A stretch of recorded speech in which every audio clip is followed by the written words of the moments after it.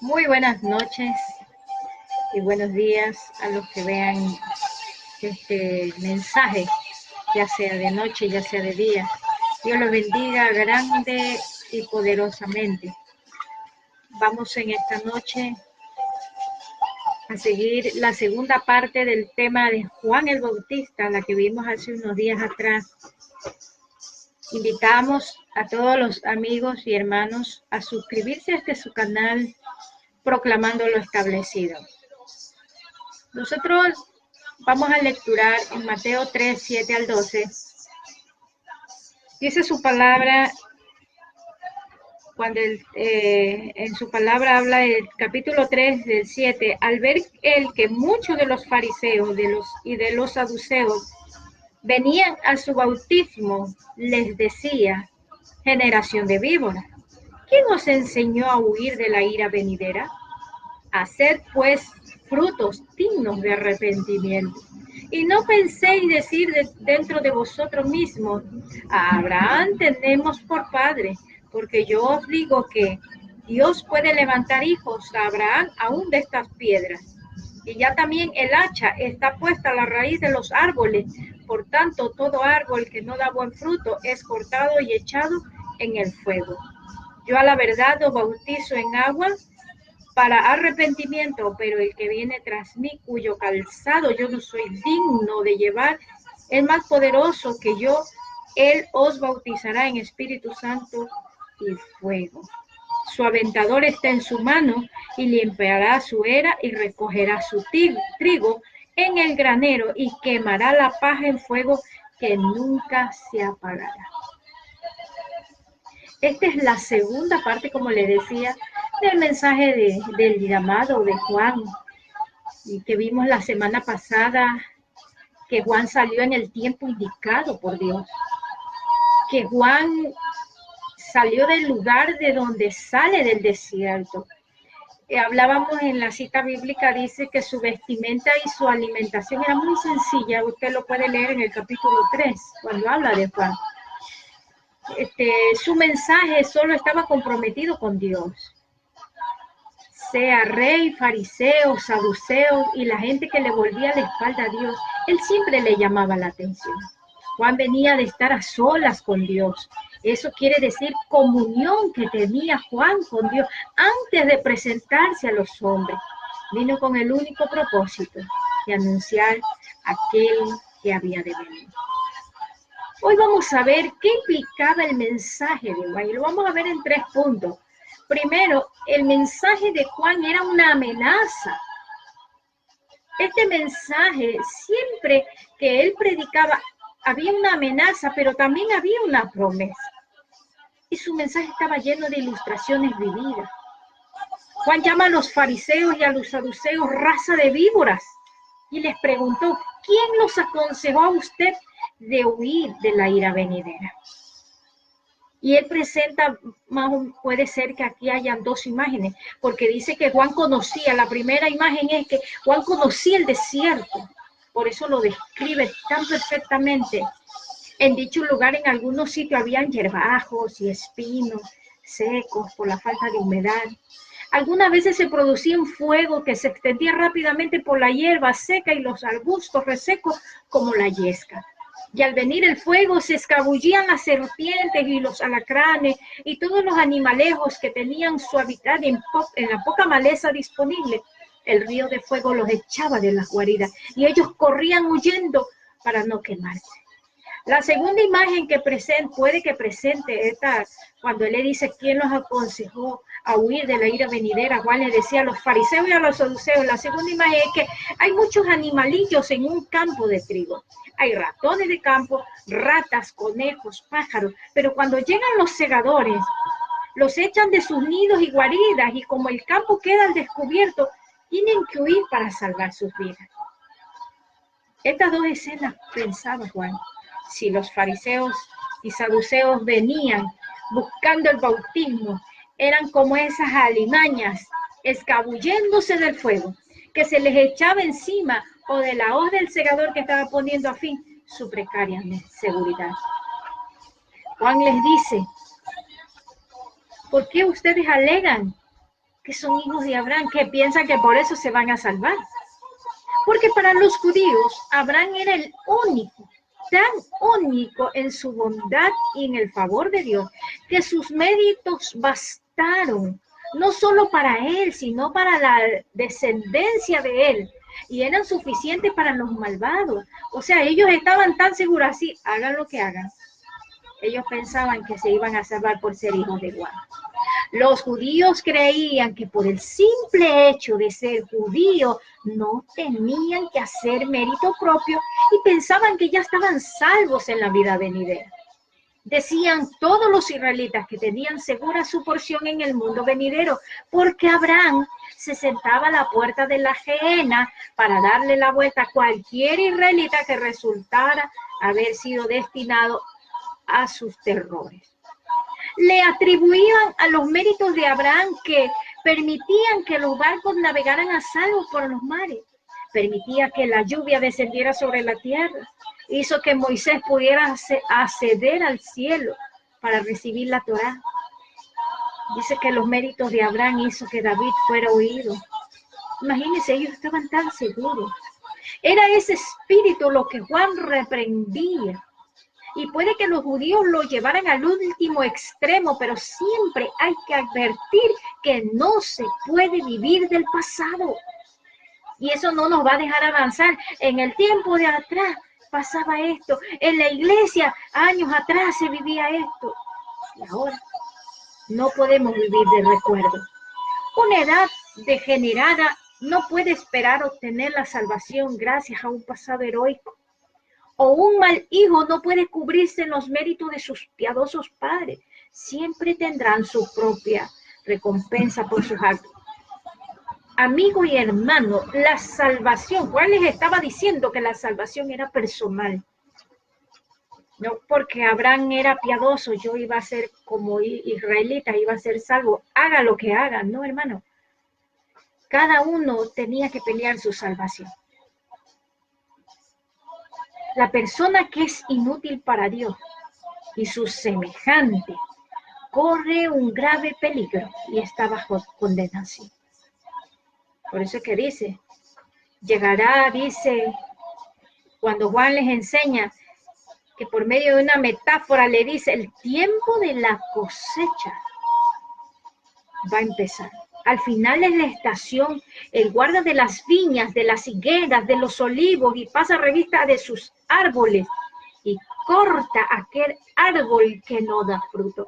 Amigo y hermano, si usted está aquí en esta tierra y usted no está siendo útil para Dios o sus semejantes, déjeme decirle que usted está en un grave peligro. Un grave peligro, hermano y amigo. El cristiano que ha conocido al Señor y no está haciendo nada, no está dando buenos frutos, déjeme decirle que está en peligro. El segundo mensaje de Juan tenía una promesa. Después de esa amenaza, Juan tenía una promesa, que si ellos cambiaban, ellos iban a tener algo para el futuro. Como habíamos señalado anteriormente, que Juan señalaba más allá de sí mismo, a uno que había de venir. Él señalaba a Cristo. Juan disfrutaba de una gran reputación y una influencia muy poderosa, pero sin embargo dijo que no era digno de llevar la sandalia del que había de venir. Llevar la sandalia implicaba ser un esclavo. Pero la actitud total de Juan era hacer todo lo posible para que nada se interponga en la llegada del Mesías. Él preparaba el camino para Cristo. Juan siempre reconoció que su propósito aquí en la tierra consistía en ser el indicador que señalaba a Cristo. Dijo que él, que había de venir, los bautizaría con el Espíritu Santo y fuego. Los judíos a lo largo de su historia habían estado esperando la venida del Espíritu Santo. Lo vemos en Ezequiel capítulo 36, versos 26 y 27. Nos dice, Ezequiel había oído hablar a Dios de la futura restauración de Israel. Y dice, pondré dentro de vosotros mi espíritu, dice el Señor en Ezequiel. Y haré que anden en mis estatutos y guarden mis preceptos. Esa era la futura restauración. Ezequiel había oído hablar esto de Dios. Lo que iba a hacer con Israel. Pondré dentro de vosotros mi espíritu y haré que anden en mis estatutos y guarden mis preceptos. En Ezequiel 37:14 dice, pondré mi espíritu en vosotros y viviréis. Pero déjeme decirle que en Joel 2:28 dice, después de esto, derramaré mi espíritu sobre todo ser humano. Y ese es el precioso espíritu que nosotros estamos hoy disfrutando, porque esa profecía se está cumpliendo día a día en nosotros. Veamos, ¿qué es el don y la obra del Espíritu de Dios? Al contestar esta pregunta tenemos que hacerlo en los términos hebreos. Juan era judío y hablaba a los judíos. Pensaba y hablaba en los términos de la doctrina judía del espíritu. Primero, la palabra hebrea para espíritu es ruaj. Y ruaj, como neuma, en griego quiere decir no solo espíritu, sino también aliento. El aliento es la vida y por tanto la promesa del espíritu es la promesa de la vida. El Espíritu de Dios alienta la vida en las personas. Cuando el Espíritu de Dios entra en nosotros, nuestra vida cansada, desvaída y derrotada desaparece y una oleada de nueva vida entra en nosotros y nos hace nuevas criaturas. Segundo, esta palabra ruach no solo quiere decir aliento, sino quiere decir viento. Es la palabra que designa el viento de la tempestad, el poderoso turbión que una vez oyó Elías. Viento que quiere decir poder, un poder irresistible. El Espíritu de Dios es el espíritu de poder y cuando Él entra en un hombre, su debilidad se reviste del poder de Dios. Es capaz de hacer lo irrealizable y de enfrentar lo imposible y de soportar lo insoportable. Esto se desvanece, la frustración y llega la victoria. 3. El Espíritu de Dios se conecta con la obra de la creación. Fue el Espíritu que se movía sobre la faz de las aguas, dice en Génesis, capítulo 1. Volvió el caos un cosmos.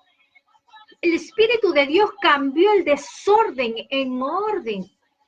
El Espíritu de Dios hizo que el mundo de las tinieblas increadas fueran disipadas. El Espíritu de Dios puede recrearnos a nosotros. No importa cómo estemos o andemos, solo una cosa debemos saber, que cuando el Espíritu de Dios penetra en una persona que se arrepiente, el desorden se convierte en orden de Dios. Porque nuestras vidas destruidas, nuestras vidas desordenadas, nuestras vidas descontroladas, Él las introduce en la armonía de Dios. Por eso es que, amigo y hermano, cuando nosotros vemos una persona que ha venido acabada por el enemigo en el mundo, en vicios, en el alcohol, en drogas y tantas cosas que el mundo te ofrece para acabar a la raza humana, y viene a Cristo, sea como sea, hermano, usted se arrepiente de corazón, Dios la transforma, hace algo asombroso en cada persona y usted vuelve a ser una nueva criatura, hasta el rostro le cambia y comienza a restaurarse. Por eso es que, hermano, cuando nosotros vemos que viene un adicto a de las drogas, alguien que ha estado en el alcohol y usted lo ve acabado, llegó a Cristo, el Señor comienza a tratar en esa persona y lo hace nueva criatura, hasta todo cambia en esa persona. Lo que las medicinas no pueden hacer. El Señor tiene algo, el Espíritu tiene algo para recrearnos. Los judíos atribuían al Espíritu algunas funciones especiales, porque Él era y es el que trae la verdad de Dios a las personas. Es solo el Espíritu. ¿Por qué cree que dice la Biblia, cuando la iglesia primitiva comenzó a crecer, dice que el Espíritu añadía cada día a la iglesia los que habían de ser salvos? No es, pastor, lo que usted haga, las estrategias que ponga, qué juegos, qué dinámica. No, mi hermano, es la palabra que se predica día a día en la iglesia, una palabra bien trazada, una palabra que se haya escarbado. Esa palabra es la que va transformando, y la gente que el Espíritu va trayendo, esa gente va siendo cambiada. ¿Por qué, mi hermano? Porque todo lo que viene del cielo penetra en la mente. Porque el Espíritu penetra en la mente. El Espíritu convierte las posiciones humanas en certezas divinas. El Espíritu de Dios cambia la ignorancia humana en conocimiento divino. El Espíritu capacita a las personas a reconocer la verdad de Dios. Cuando el Espíritu entra en nuestro corazón, nos abre los ojos, quita los prejuicios que antes nos tenían ciegos y elimina la propia voluntad que nos tenía subyugado. Y Él nos capacita para poder ver lo espiritual. Tales son los dones del Espíritu, como los vio Juan, y tales los que traería el que había de venir. Unas palabras, una imagen, es en el mensaje de Juan, que combinan la promesa y la amenaza. Juan anunciaba que el que había de venir iba a bautizar con fuego. Veamos 3 ideas para la palabra fuego. Estaba la idea de la iluminación. Es aquel destello de una llamarada. Lanza una luz en medio de la noche e ilumina los rincones oscuros. La llama del faro guía al marinero al puerto y al viajero a su destino seguro. La llama del fuego es aquella luz y aquella guía que necesita todo ser humano. Jesús es la luz. Es aquella luz del faro que guía a la humanidad, que la guía a la verdad y la dirige al hogar de Dios. Por eso es que Jesús vino y decía, el reino de los cielos es comparado a, el reino de los cielos es así, el reino, léalo en Mateo, el reino de Dios. Vivamos el reino de Dios. Segundo, está, además lo que es la idea de la iluminación del fuego, la palabra fuego, estaba la idea del calor. Cuando Jesús llega a la vida de una persona, enciende su corazón con el calor del amor hacia Dios y a sus semejantes. Y es el cristianismo, que es aquella religión, corazón ardiente, para llevar el evangelio de la salvación. Aparte del fuego, la palabra fuego, está la idea de la iluminación, del calor. También vemos la idea de la purificación.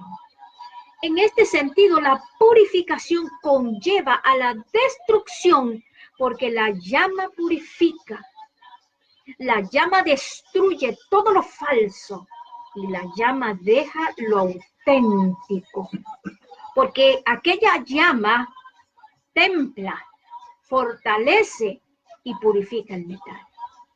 Saludamos a los amigos y hermanos que están en la sintonía de este canal y en Facebook, proclamando lo establecido.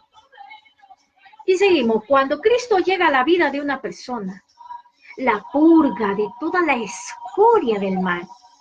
Algunas veces tiene que hacerlo mediante experiencias dolorosas, pero si creemos que en todas las experiencias de la vida Dios tiene puestas sus manos para trabajarnos, para el bien nuestro, saldremos en ellas con un carácter limpio y purificado, de forma que puros de corazón podamos ver a Dios como dice Mateo 5:8. Así pues que la palabra fuego contiene iluminación, color y purificación, que trae consigo la venida de Cristo a nuestro corazón. Pero también podemos ver una imagen que contiene una promesa y una amenaza. Es la imagen de la era de la trilla. Usted sabía que el bieldo era una pala larga que acababa en un transversal con 4 puntos de madera que se usaba para aventar el cereal después de la trilla, lanzándola en el aire de manera que el grano fuera cayendo en un montón mientras que el viento se llevaba la paja. Después el grano se recogía y se almacenaba y la paja se usaba como hierba para encender cualquier fuego, como la del horno. La venida de Cristo implica por necesidad separación de las cosas malas e introducirnos a las cosas del reino. Por eso, hermano, hoy estamos viviendo un evangelio fácil, un evangelio mediocre, y creemos que todo lo que nos enseñan está en verdad. Hermanos, nos están enseñando un evangelio mediocre, nos están predicando algo que a veces usted se pone a investigar en la palabra, revelaciones que le da Dios de la palabra, porque dice que su palabra es profunda y solo el Espíritu nos lleva a la profundidad de la palabra. Entonces creemos que lo que estamos haciendo está bien. Entonces debemos, si nosotros decimos seguir a Cristo, debemos separarnos de las cosas malas e introducirnos a las cosas del reino. Las personas pueden aceptar o rechazar a Cristo.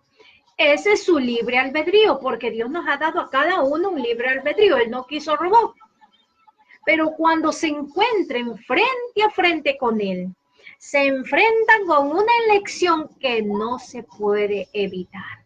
No pueden posponerla indefinidamente. Están por Él o están en contra de Él. Y es precisamente esa elección la que determina el destino de cada persona a la eternidad.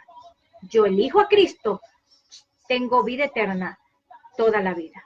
Si elijo el mundo o elijo no a Cristo, voy a tener perdición eterna. Juan Bunyan dice que en el verde prado de Beckford oyó la voz que le levantó de repente y le dijo, mirando a la eternidad, diciéndole, ¿dejarás tus pecados e irás al cielo?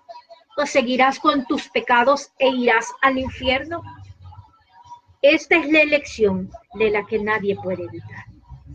O voy al cielo y escojo a Cristo, la puerta estrecha, o voy al infierno y siguiendo este mundo, haciendo lo que a mí me gusta. Esa es la elección que usted tiene, el libre albedrío. Cristo o las malas prácticas de este mundo, lo que me está ofreciendo este mundo, y yo elijo, pero me voy cielo o infierno. El mensaje que implica aquí, había una demanda.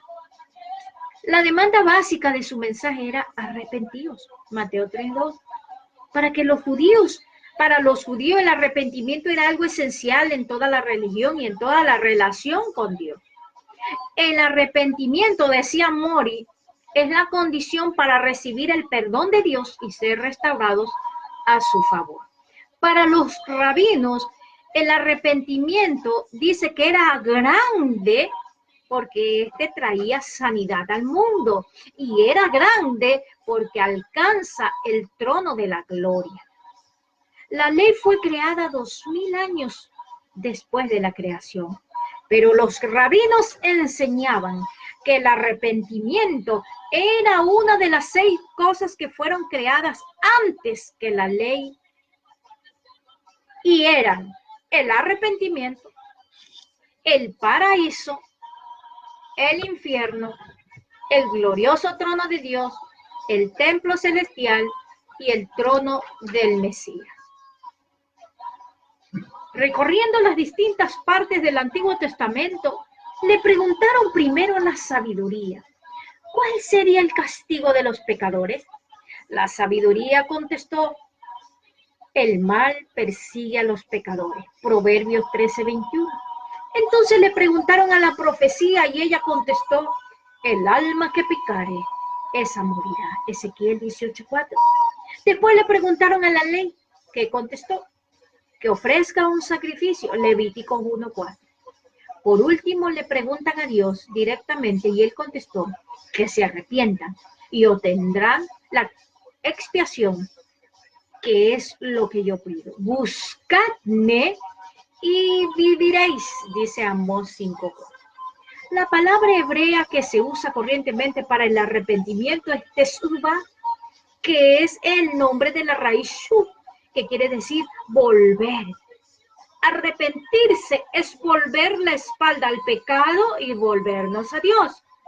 El arrepentimiento es cuando el pecador abandonó su pecado, lo arroja de su pensamiento y decide totalmente en su mente no cometerlo otra vez. Mire, hermano, algo que nos llama la atención y un ejemplo vivo es Daniel.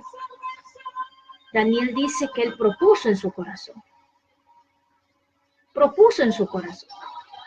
no contaminarse con las cosas del rey y le pide al jefe de los eunucos que no le pida, que no le exija contaminarse. Imagínense, hermano, un ejemplo vivo.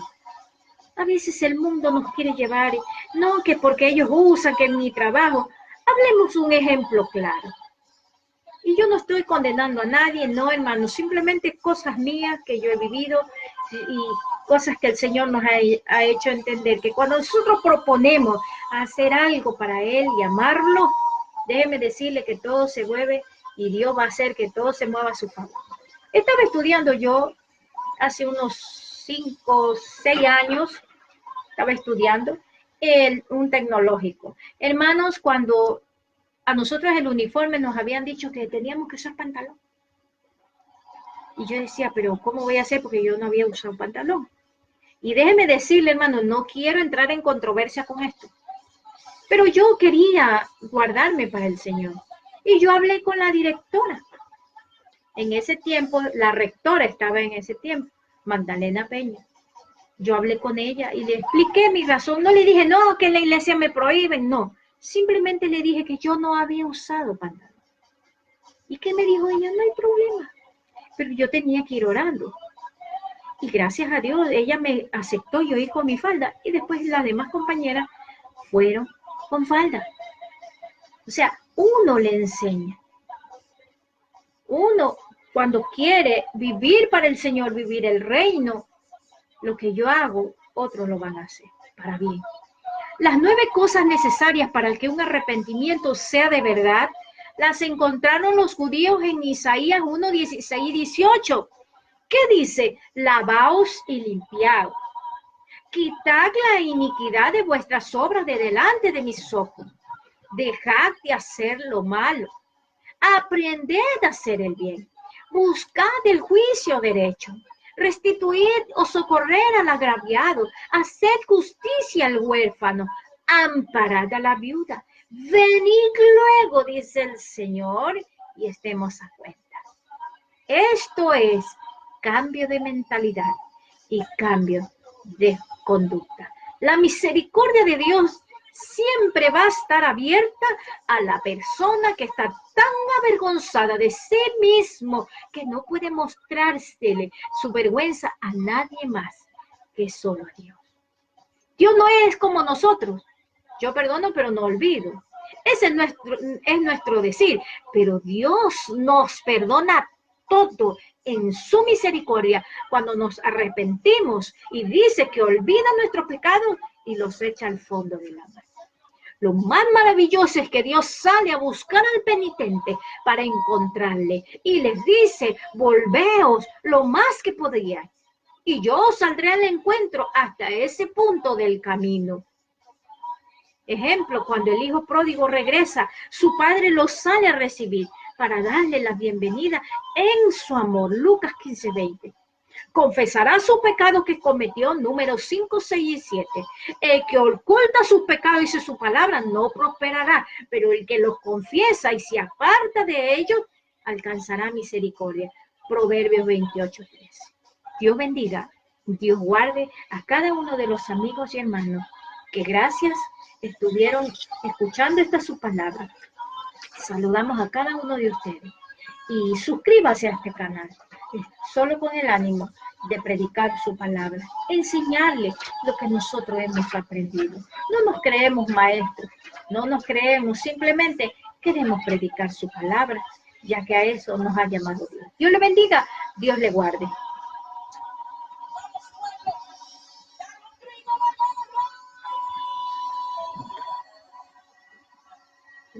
Me gustaría que viera usted.